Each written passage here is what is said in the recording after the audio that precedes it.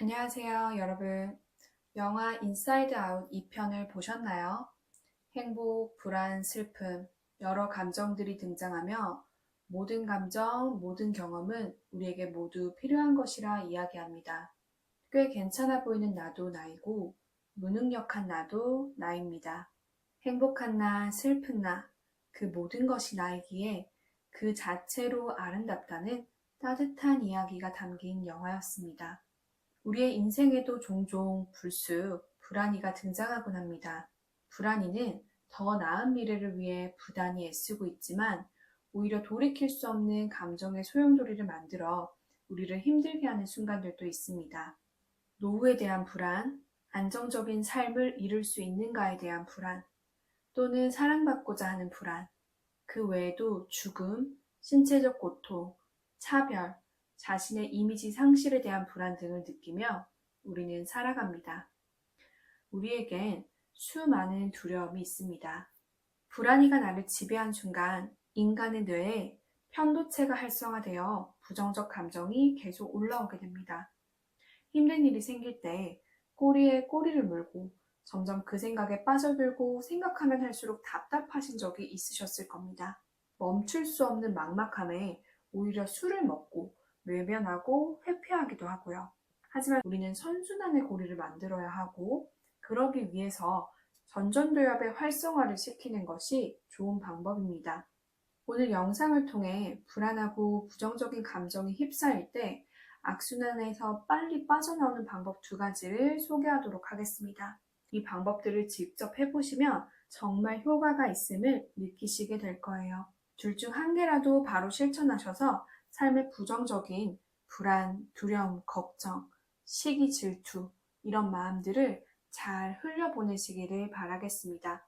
첫 번째 방법, 산책하기입니다. 너무 뻔하다고 느껴지시나요? 맞습니다. 정말 뻔합니다. 그렇게 쉽고 당장 시작할 수 있습니다. 우리의 뇌가 편도체 활성화에 지배될 때 우리는 편도체를 안정화시키고 전전두엽을 활성화시키는 방향으로 나아가야 합니다. 전전두엽은 다음과 같은 역할을 합니다. 감정 조절, 충동 통제, 원인 분석, 공감 능력, 소통 능력 이러한 것들을 전전두엽이 관리합니다. 그렇기에 이 뇌 부분의 발달은 우리 삶의 전반적인 윤택함을 형성할 뿐만 아니라 긍정적 회로를 만듦으로써 부정적 회로인 편도체를 진정시키는 효과도 있습니다. 산책하기는 지금 당장 이 전전두엽을 활성화시키기 위해 우리가 시작할 수 있는 아주 좋은 방법입니다. 우리는 숙달된 걷기가 별 의식 없이 일어나는 일이라고 생각하고 있지만 걷는다는 것은 중심을 잡고 균형적으로 몸을 움직이는 작용이기에 이때 뇌는 부단히 일을 하고 있습니다. 걷는 작용은 전전두엽의 활성화를 일으키고 이는 부정적인 편도체를 안정화하게 됩니다. 부정적 생각으로 빠져드는 뇌를 멈추게 해야 합니다. 다른 방향의 누련들이 일을 할 수 있도록 우리가 전전두엽에 불을 붙여줘야 합니다. 걷는다는 것은 우리의 몸과 뇌를 모두 건강하게 해주는 가장 쉬운 방법입니다. 당장 집 앞도 정말 좋아요. 조금 더 여유가 있다면 자연이 있는 곳으로 가셔서 단 30분이라도 걷는 습관을 만드시면 정말로 유익할 것 같습니다. 두 번째 방법은 감정일기 쓰기입니다. 생각과 사고를 통해서 글을 적어나가는 과정은 뇌를 일하게 합니다. 이런 뇌과학적인 관점 말고도 감정일기는 우리를 객관적으로 보게 하고 제3자가 되어 사건을 관찰하게 하는 역할을 합니다. 저는 지금 5개월간 일주일에 최소 3번에서 5번 정도 일기를 쓰는 것을 꾸준히 실천하고 있는데요. 정말 별거 쓸 게 없는 것 같다가도 막상 책상에 앉아 하루를 돌아보면 생각할 거리, 나의 감정, 생각, 관점에 대해서 쓰고 정리할 게 굉장히 많다는 것을 느낍니다. 감정일기 쓰는 방법은 간단합니다. 일단 있어 보이게, 예쁘게 쓰려고 하는 노력을 하지 않는 것이 중요합니다. 나에게 일어난 사건을 적고 그 사건에 내가 어떻게 반응했고, 생각했고, 느꼈는지에 대해서 적습니다. 내가 왜 그렇게 느꼈는지에 대해서 생각해 봅니다. 이 부분을 많은 분들이 어려워하시는데요. 예를 들면 이런 겁니다. 내가 사랑받고 싶었구나. 그래서 그렇게 반응했구나. 내가 사랑받기 충분하지 않다고 느꼈구나. 내가 미래가 불안했구나. 내 미래가 풍요롭지 않을 수 있다고 생각했구나. 내가 손해보고 싶지 않은 마음이 있었구나. 내가 인정을 받고 싶었구나. 내가 무시당하는 기분이 들었구나. 그때 내가 칭찬을 듣고 싶었구나. 그때 내가 격려가 듣고 싶었구나. 이렇듯 왜 그렇게 느끼고 반응했는지에 대한 솔직한 자신의 속마음을 찾아가는 겁니다.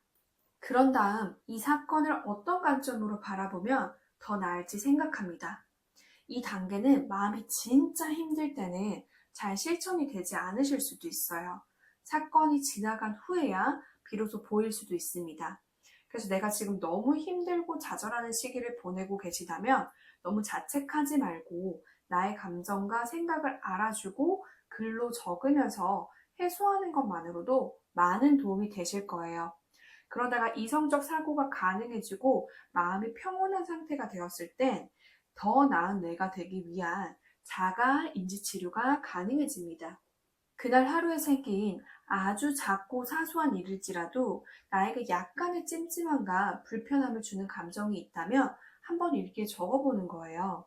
일기를 적으려고 하지 않았으면 그냥 지나쳤을 만한 그런 작은 일마저도 적어보는 거죠. 감정일기를 어떻게 쓰는 것인지 간단히 요약해 보겠습니다. 부정적 감정이 발생한 사건을 적고 그때 나의 반응이 어땠는지를 적습니다. 어떤 생각을 했고 어떤 감정을 느꼈고 어떻게 행동을 했는지에 대해서 적습니다. 그리고 그렇게 느끼고 생각하게 된 근본적인 원인을 찾아갑니다.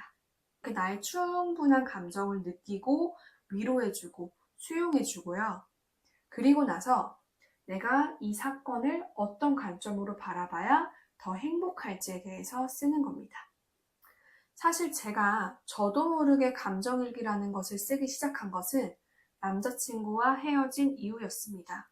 그때는 감정일기라는 게 무엇인지도 몰랐습니다. 처음엔 그저 이별의 아픔이 너무 커서 계속 울고 무기력하게 있었는데 어느 순간 머릿속을 헤집어 놓는 이 감정들을 쓰지 않고는 가만히 있을 수 없는 상태가 됐었습니다. 아침에 눈 뜨자마자 일기 쓰고 퇴근하고 집에 오면 바로 일기 쓰고 일기를 들고 다니기도 하면서 그날그날 떠오르는 감정들을 가감없이 적어 내려갔습니다. 내가 한 잘못, 그가 한 잘못, 어떻게 우리의 관계가 흘러간 건지, 어디서부터 어긋난 건지, 내가 지금 가지고 있는 근본적인 불안함은 어디서 오는 건지, 그는 나에게 어떤 존재였고 나는 그에게 어떤 존재였는지, 나의 부족한 점은 무엇이었는지, 내가 개선할 점은 무엇이었는지, 이런 것들을 하나하나 적어가다 보니 처음에는 마냥 원망스럽고 그의 탓을 했던 모든 내용들이 점차 저를 돌아보고 부족했던 내가 이 이별을 통해서 배워야 할 것이 참 많았구나. 발생할 수밖에 없는 일이었구나. 내가 성장하기 위해서 반드시 필요한 일이었다.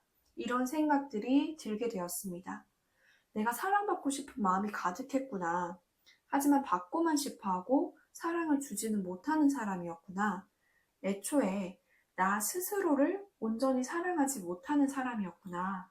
왜 내가 나 스스로를 충분히 사랑하지 못했지? 이런 생각들이 어느 날 머리를 쾅 치더라고요. 문득문득 그 사람에게 다시 연락하고 싶은 순간들도 있었어요. 그때는 일기를 다시 읽었습니다. 우리의 이별이 어땠고, 나는 어떻게 행동을 했었고, 지금의 연락이 우리의 관계 개선에 도움이 되는 건지, 그와 다시 만난다면 우리 둘 모두가 행복해질 수 있는 것이 가능한지, 이런 것들을 계속 쓰고 생각하다 보니까 다시 연락하고 싶은 그 마음들도 진정시킬 수가 있었어요. 감정에 빠지는 순간 일기를 쓰거나 지나간 일기를 읽는 것은 나를 객관적으로 볼 수 있게 만들어줍니다. 사실 아직도 불안해요. 불안함이 저에게 계속 있습니다. 내가 정말 사랑하는 사람을 만날 수 있을까? 내 평생의 동반자라는 것이 존재할까? 이런 생각들이 훅훅 올라올 때가 있습니다. 그럼 그날 또 일기를 쓰는 거예요. 혼자이기 싫고 안정된 가정을 만들고 싶은 나의 욕구가 있구나. 그래서 내가 불안하구나. 안정된 가정은 어떻게 만들어지는 걸까? 이번엔 내가 사랑을 주려고 해봐야겠다. 타인에 의해 받는 사랑은 제한적이지만 내 안에 있는 사랑을 꺼내 쓰는 것은 무한하니까. 사랑을 주고 인정을 해줘야겠다. 상대에게 진정 어린 호기심을 가지고 사랑할 수 있는 사람을 만나야겠다. 그리고 그런 내가 돼야 되겠다. 나를 먼저 성숙한 사람으로 만들어야겠다. 이렇게요. 그리고 저의 집착을 내려놓으려고 노력했습니다. 혼자이길 두려워하는 제 마음에 혼자여도 괜찮아. 지금까지 너는 이미 혼자서 살고 있었어. 그런데 별로 불행하지 않아. 오히려 너는 행복한 편인 것 같은데? 조급함은 잘못된 선택을 만들 수도 있어. 그러니 차분하게 나와 상대를 관찰하자. 금방 사랑에 빠져서 2년 뒤에나 또 깨닫는 건 너무하잖아. 이제는 사귀기 전에 상대를 잘 관찰하고 나와 감정선, 공감 능력, 대화가 잘 통하는지를 미리 느껴보자. 실제 제 일기장의 내용들입니다. 일기를 쓰는 제 삶은 하루하루 제가 변하고 있는 것이 느껴져요. 신기할 정도예요. 정말 사소하고 별거 아니지만 실천할 때 우리는 달라집니다. 인간은 가장 연약할 때 가장 많이 배우죠. 많은 성찰과 깨달음으로 변화하고 나아가는 시작점이 될 것입니다. 내 인생이 너무 암울하고 힘들 때, 내 감정이 부정적인 생각으로 계속 빠져들어갈 때 소개해드린 이 두 가지 방법, 산책과 감정일기가 당신께 도움이 되시기 바라는 마음으로 소개해봤습니다. 모든 감정, 모든 생각 다 괜찮아요. 불완전하니까 우리는 더 아름답습니다. 오늘도 시청해주신 여러분, 감사합니다.